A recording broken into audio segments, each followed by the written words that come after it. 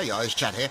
Now, what this is going to be is the first of, I hope many videos giving you a breakdown of Planetside, the gameplay mechanics, the classes, things of that nature. But this first part is just going to be like an overview summary of the actual game. So, as you can see, I've got various characters here, so I'll be able to show you all the new conglomerate, the Terran Republic, and the Vanu. So, it also gives you population bonuses here. And I'm going to take you through the settings. Now, obviously this is all you can set up before you actually get into the game. So obviously vertical sync, ambient inclusion if you want motion blur on, all that kind of stuff. So things are running reasonably okay. So let's get into a Vanu Sovereignty game. So you can see there, Empire population, as you can see, there's Terran Republic is the largest amount. Oh. Interesting. Wow. Okay, and that's the reason why it's a beta. Be right back. Okay, so we're back. I'm in as a Terran Republic at the moment. So, as you can see, gunfire, bullets. Essentially, Terran Republic and the other faction, they have bullets. And the Vanu have essentially energy weapons, so they don't suffer from things like bullet drop. So, let me show you all the various settings. So, we go to the map. Now, this, as you can see, is your map. So, you've got a list of resources over here. So, Araxium, polymers, catalysts, alloys. Okay? And you can see the general Empire population. So, as you can see, Vanu is on the back foot at the moment. Now, this is actually the whole map of this particular continent. So, these are what's known as conquest. It's empire, territory control. So you take an area and it gives you a square, and you can actually click on each of these spots here, and then actually tell you on that pie chart who has the most influence. So you can see literally the new conglomerate being pushed back by the Terran Republic there. And these places here are hotspots. Now you can actually instant action deploy to the hotspots. So you can actually deploy to them if you wish. However, some people don't wish to do that. So we'll look at the profile. This is where your profile information is. You can see certification here. You've got your implants, which nobody's got at the moment, daily score, leaderboards, kills. As you can see, I've died once on this particular guy, and what your battle rank is. Now obviously you can be a private or a private first class and all that kind of stuff. So you then go onto your stats. This gives you all sorts of information: trends, kills, deaths, kill death ratio, score, facilities captured.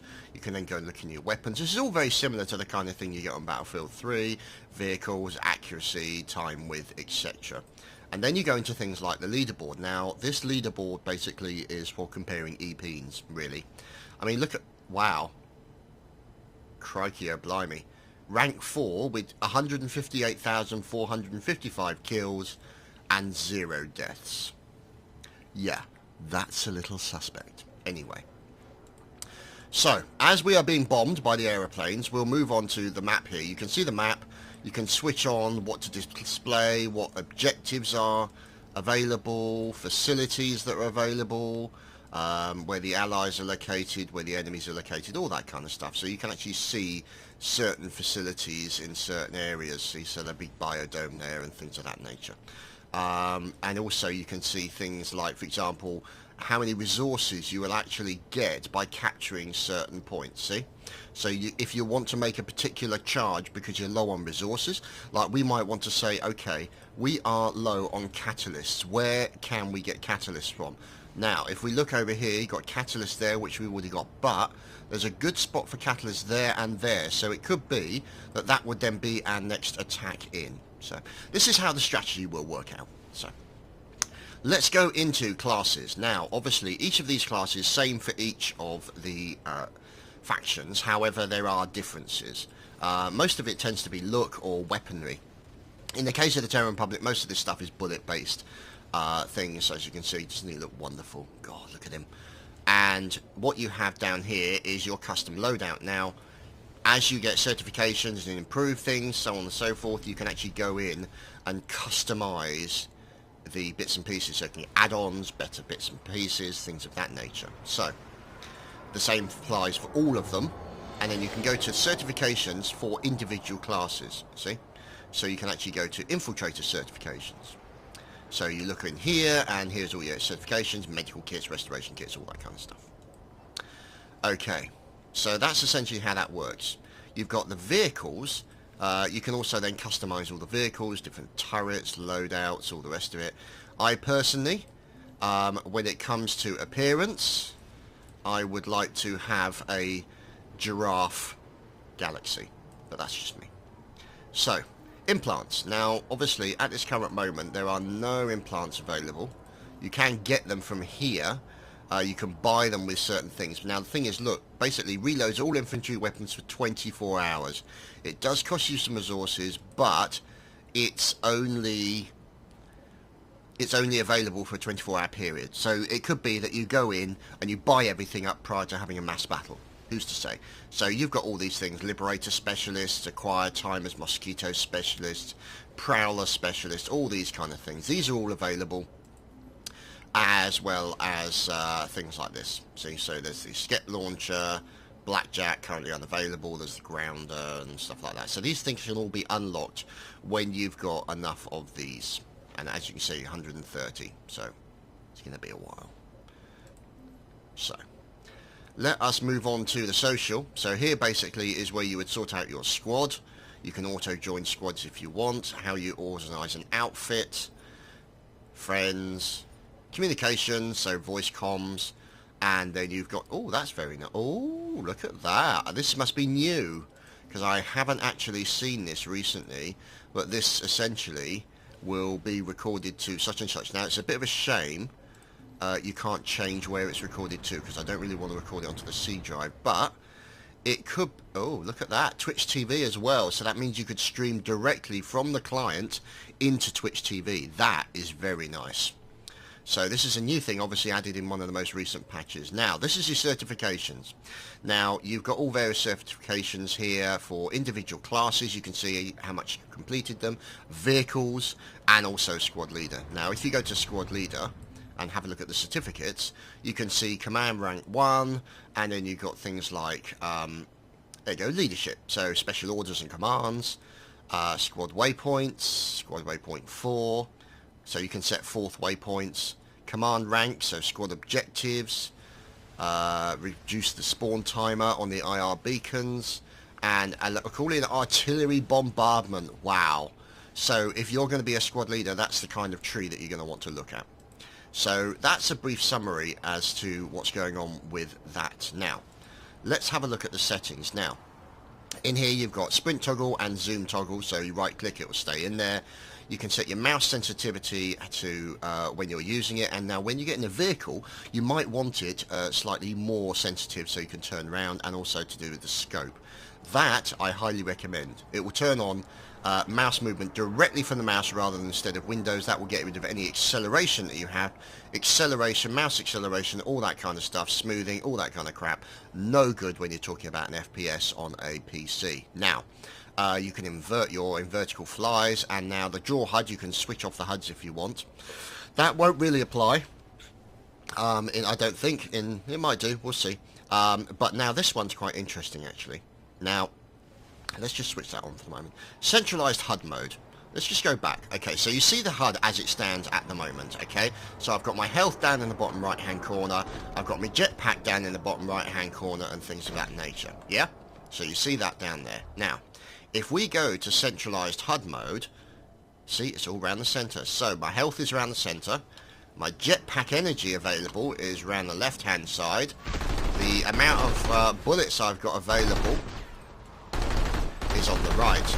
So that's what the centralized HUD mode is. If you want to keep, you don't want to have to keep looking all around the screen, because say, for example, you might be playing on a massive screen, you've got a large amount of real estate, then that may be a better option for you. Now, if you look at that mini-map in the bottom left-hand corner, if you see that, wherever I look, it will always be looking northwards, so I can get my bearings. Now, some people like that, some people don't. If you change it to fixed, uncheck that fixed mini-map, it will look in the direction. So if you're looking at something, you don't have to look and say, you can say, oh, it's northwest, or north-northwest, or north or west, whatever. So that's something that could be advantageous to people. So, graphics, nothing really to change there. Audio, about as you would expect. You can have music, dialogue.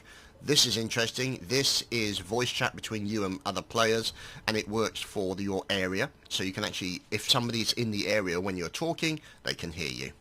And here is all the key bindings for the general, inventory and vehicle. Very similar to Battlefield 3. You can put in mouse, you can put in joystick and stuff like that. We haven't tested that yet. But we will get around to that kind of funky stuff.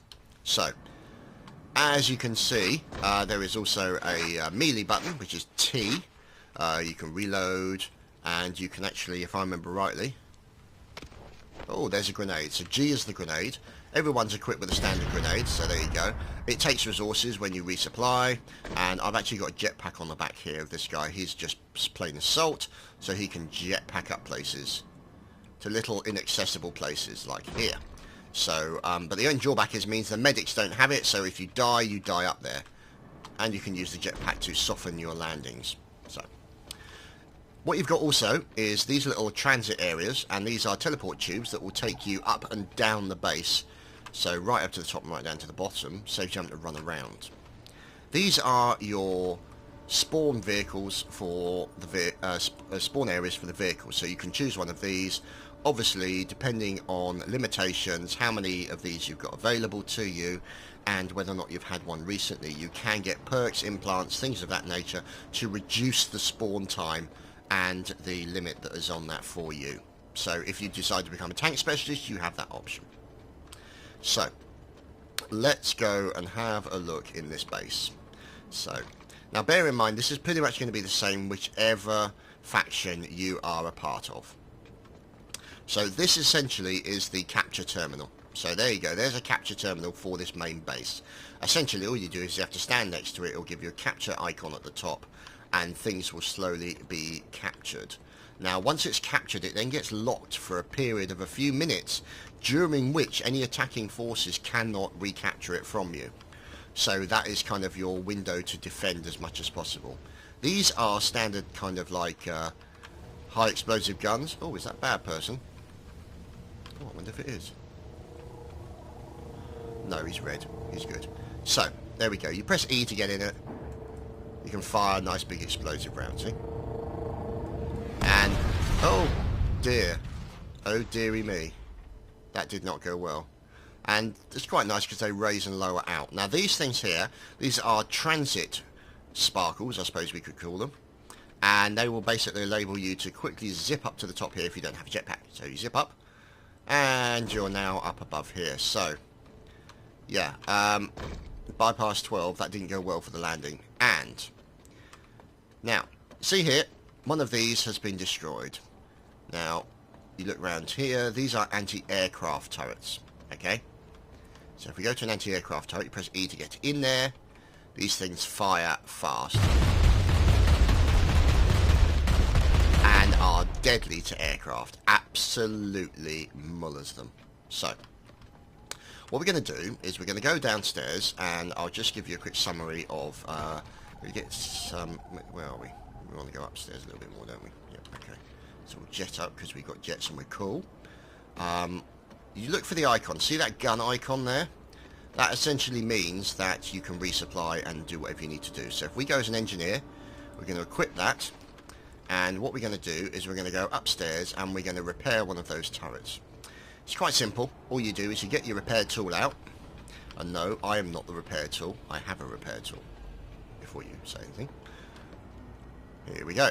So, it was over here, wasn't it? Yes. So we're over here, and we get out said repair tool, and you click on it, and you start repairing it. And there's the icon showing the device being slowly repaired. Now, obviously, when you're repairing things, Maxes can be repaired by engineers because they're kind of more cyborg than they are man, I suppose.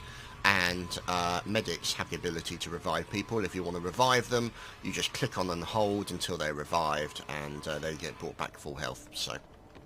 So there we have it. Now, that's how you spawn the vehicle. So there's a mosquito, liberator.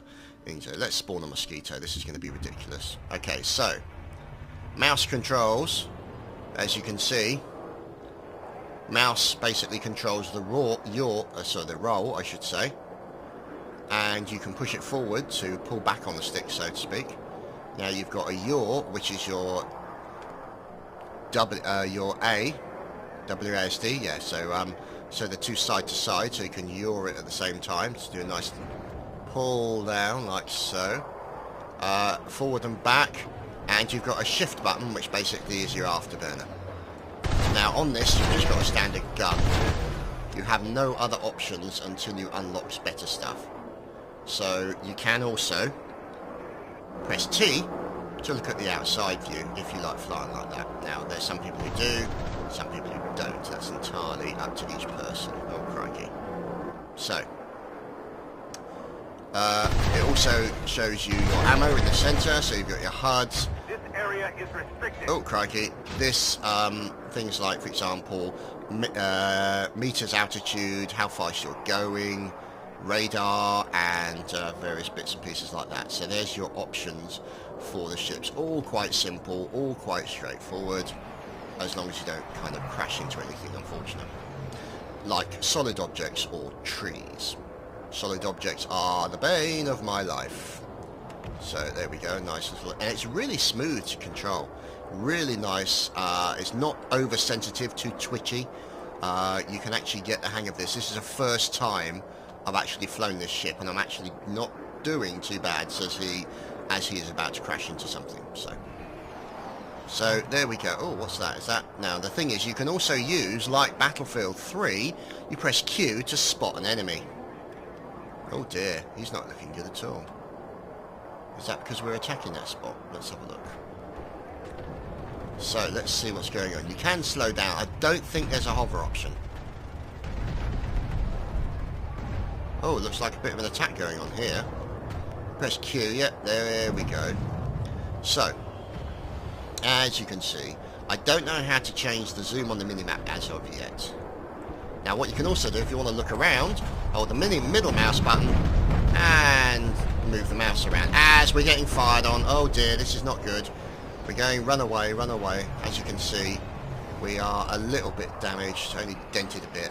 So you can see that from the icon of the ship in the top right. Is that a bad guy? No, it's not. But I'm guessing that this is not a good place to be. So we shall exit stage left and fly through the trees. Let's see if we can actually, how much control. See, now you can brush the edges of the trees. That's quite nice. I actually like the fact that you can use the WASD keys to kind of micro control the ship at lower levels, which is quite good. You know, so if you want to fly under things like this and not crash into shit. Whoa, that was shit. That was shit. These are things that you can actually do.